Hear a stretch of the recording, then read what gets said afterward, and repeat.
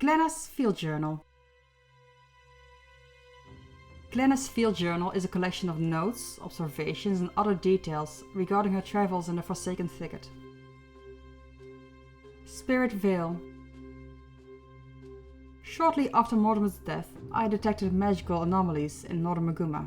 Reports of a windy storm or shockwave were frantically passed between Priory scholars. I set out to investigate. I happened upon a camp of demoralized pack soldiers who had been ambushed by bandits. Some of them had been kidnapped and taken deep into the woods, presumably for interrogation. Just past the encampment were several odd structures. A massive man-made wall and a trio of pylons with strange inscriptions. Glowing beings and a magical barrier prevented all prior rescue attempts. I did my best to comfort the remaining soldiers, offering them what little food I had. They were badly shaken from a surprise attack. I can only imagine the trauma of seeing a friend die so suddenly. Hearing the accounts of these battered soldiers angered me. Who would do such a thing, especially on the heels of our victory? I felt a burning in my chest, a desire for retribution. But I was powerless against the dangers of the jungle, so I waited patiently for someone to come to their aid. Thankfully, a group of mercenaries answered Valgir's call and pressed forward into danger. They dispatched the Veil Guardian and its accomplices, while also destroying the pylons in the process. Next, they forged deeper into unknown lands, vanquishing angry displaced spirits as they went. They were stopped in their tracks by a huge beast made of frightened, vengeful souls, whom I'd later found out were shocked free from the Maguma Bloodstone. Confused and agitated, they sought revenge. The mercenaries dispersed this gorgeful creature before assaulting the bandit tree fort and confronting Sabitha, the bandit leader. It was here that the situation turned dire. This wasn't a simple bandit encampment, but the outer defense of a jungle stronghold. Inside were dark secrets and sinister rituals to be discovered, so I decided to explore westward. Salvation Pass. I travelled west after the events of Spirit Vale and set up shop in a cave to offer assistance and sell supplies to anyone brave enough to journey deep into a Forsaken Thicket. Groups of stalwart explorers stopped at my camp before pressing onward. Soon I heard a terrible commotion through the twisting cave passages. After the air fell silent, I ventured forth. I can only imagine the battle that took place.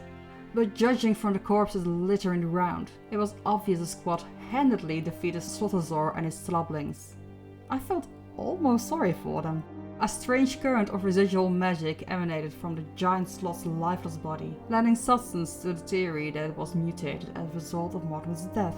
I decided to follow that trail of righteous destruction outside. My journey soon led to a grim discovery, a pile of bodies and charred human remains in a fire pit.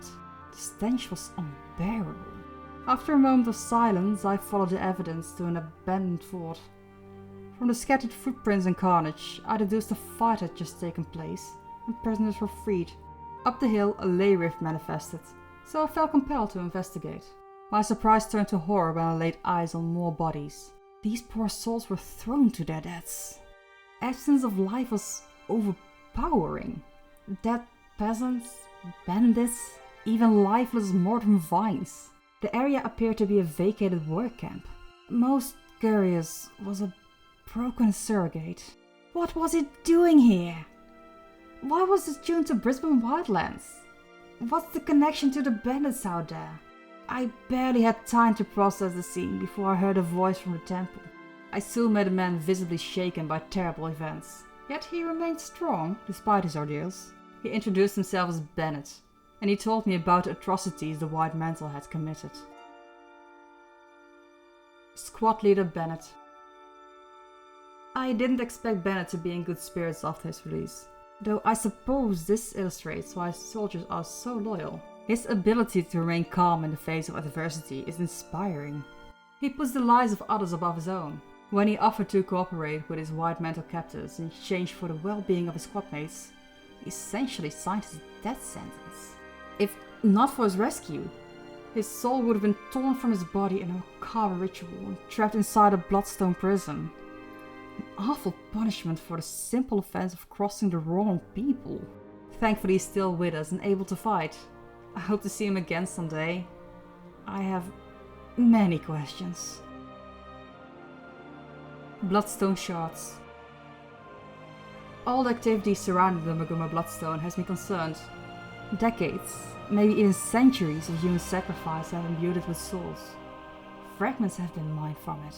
And with Mortimer's death, there is an abundance of magical energy in and around it. That any physical object could contain such power is terrifying, especially if wielded by the irresponsible.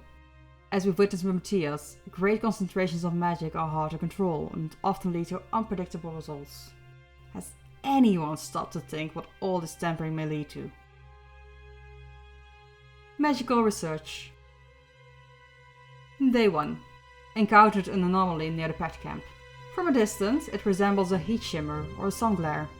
On approach, however, it changes shape as if the light surrounding it is bending inward. Day 2. If I listen carefully, it seems to emit a faint, almost unnatural sound. I plan to throw a rock at the formation to elicit a response. When away from the lab, field times rules apply. Day 3. Test complete! I'm not dead! The rock passed through it unaffected. No explosion detected. Tomorrow I'll begin a battery of attunement tests to see if I can provoke a reaction. Day 4. Initial tests are yielding promising results. I've deduced that this anomaly is like a window to other places. If I concentrate hard enough, I can see glimpses of figures through the mist.